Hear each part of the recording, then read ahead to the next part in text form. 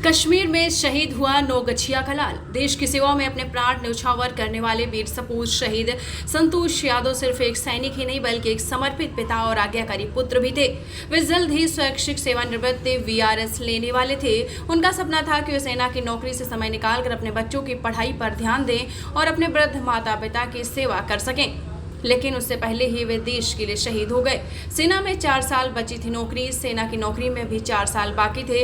VRS लेकर बच्चों की पढ़ाई और माता पिता की सेवा का सपना संजो कर रखा था, लेकिन देश के लिए कर्तव्य ने पहले ही बुला लिया। एक किसान पिता का सपना था कि उसका बेटा फौजी बने और बेटा बना भी, लेकिन उसने सिर्फ वर्दी ही नहीं पहनी बल्कि तिरंगे में लिपट कर लौटने की मिसाल भी कायम की।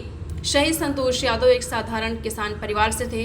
उनके पिता चंद्रदेव यादव खुद खेतीबाड़ी कर पेट पालते रहे, लेकिन उन्होंने कभी अपने बेटे के सपनों में गरीबी को आड़े नहीं आने दिया।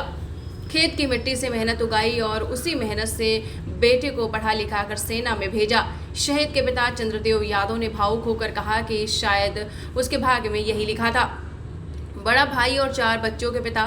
परिवार में संतोष यादव सबसे बड़े भाई थे। उनके 2 छोटे भाई बहन है और छोटा भाई अभिनव कुमार यादव जो होमगार्ड में कार्यरत हैं, आज अपने आपको बता दें वीर भाई पर गर्व करता है, लेकिन आंखों में आंसू लिए हुए है। उनकी बहन की शादी हो चुकी है। परिवार का हर सदस्य संतोष को न केवल बड़े भाई के रूप में देखता था बल्कि एक आधार स्तंभ के रूप में भी।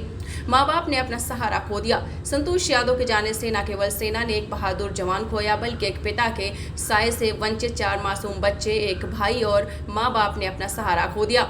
ये बलिदान शब्दों में बयान नहीं किया जा सकता। उनके जाने से न केवल सेना ने एक बहादुर जवान खोया है बल्कि एक पिता के साये से वंचित 4 मासूम बच्चे, एक भाई और माँ बाप ने अपना सहारा खो दिया।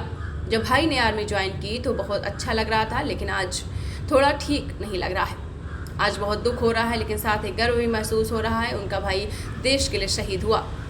अभिनव कुमार यादव छोटा भाई भारत माँ के लिए अमर हो गया। छोटे भाई अभिनव जो वर्तमान में भागलपुर बड़ी पोस्ट ऑफिस में होमगार्ड के जवान के रूप में तैनात हैं, कहते हैं कि पल उनकी ज़िंदगी का सबसे कठिन है। वे अपने बड़े भाई की शहादत पर दुखी हैं, लेकिन साथ ही महसूस करते हैं कि उनका भाई भारत माँ के लिए अमर हो गया। मैं फेल और संतोष पास। पंकज बताते हैं कि संतोष एक साथ पढ़ते और जहां भी बहाली के लिए साथ जाते थे, उस दौर की यादें पंकज के लिए दिल में आज भी ताज़ा हैं। जब संतोष यादव के साथ उन्होंने आर्मी की भर्ती के लिए दौड़ में भाग लिया, पंकज कहते हैं कि उन दोनों ने उसी बहाली में भाग लिया, लेकिन मेरी हाइट कम होने की वजह से मैं फेल हो गया, जबकि संतोष पास हो गए और आर्मी में भर्ती हो गए। गांव में पहली नौकरी आर्मी में लगी संतोष की, और जब आर्मी में भर्ती हुए तो बहुत सब खुश थे। आज दुखी हूँ, लेकिन गर्व भी महसूस हो रहा है कि संतोष यादव ने देश के लिए सर्वोच्च बलिदान दिया। पंकज यादव संतोष यादव के करीबी मित्र। पंकज ने अभी बताया है कि संतोष यादव का स्वभाव बहुत सरल और मिलनसार था। वो जब भी गांव लौटते हमेशा लोगों से बात करते और माहौल को खुशनुमा बना देते। उनके जाने से सिर्फ परिवार ही नहीं बल्कि पूरा गांव शोक में डूबा है। संतोष की शहादत ने यह साबित कर दिया कि असल नायक वही होते हैं जो अपने कर्तव्य से कभी पीछे नहीं हटते। बता दें कि जम्मू कश्मीर के नौशेरा सेक्टर में मंगलवार सुबह आतंकियों के खिलाफ चलाए जा रहे सर्च ऑपरेशन के दौरान मुठभेड़ में नौगछिया के इस्माइलपुर थाना क्षेत्र अंतर्गत भीठा गांव निवासी सेना के जवान संतोष कुमार गोली लगने से शहीद हो गए। 2 महीने पहले संतोष यादव छुट्टी पर आए थे।